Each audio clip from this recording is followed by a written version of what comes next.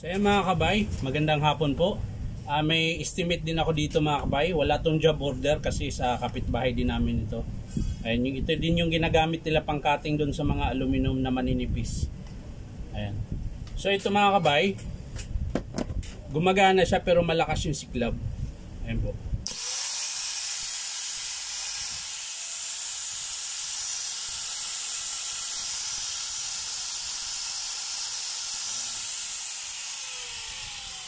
So titingnan natin mga kabay kung bakit ganun ang lakas ng siklab niya. Baka maluwag na naman yung spring nito. So titingnan natin o baka dito sa mismong ano niya, ito yung tawag nito. Maiksi yung wire. Ayan, kaya babaluktutin na lang natin ito mga kabay.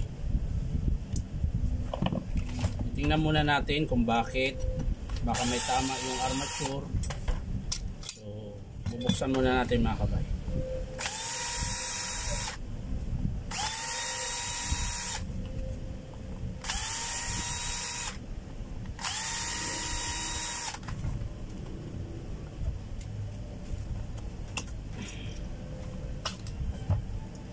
Bago pa oh.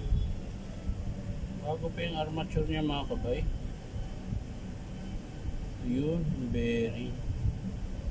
Pero wala siyang sayad eh.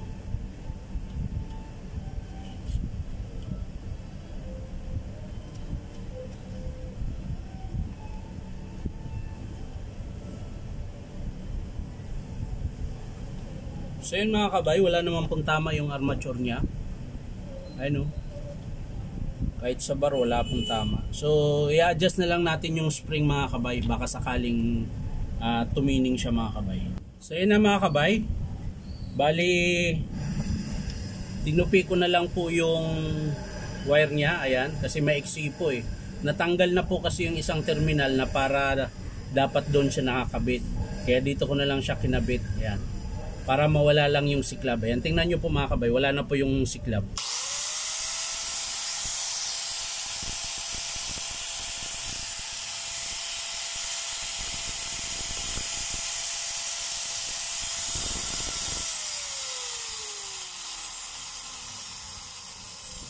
Saka hindi na po mabagal yung andar niya. Kanina kasi para siyang ano, ang tawag mo nito.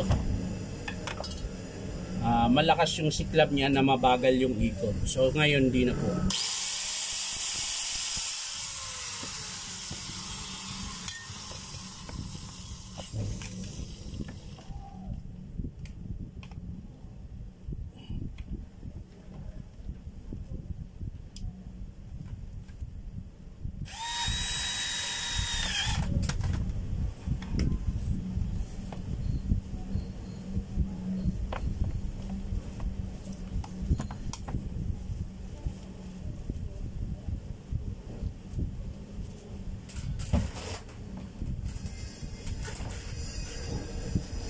So ito yung pangalawa mga kabay. Ayan. Ganun din. So ito mga kabay tapos na po. Bali labor lang po ang babayaran niya nito. So ayan.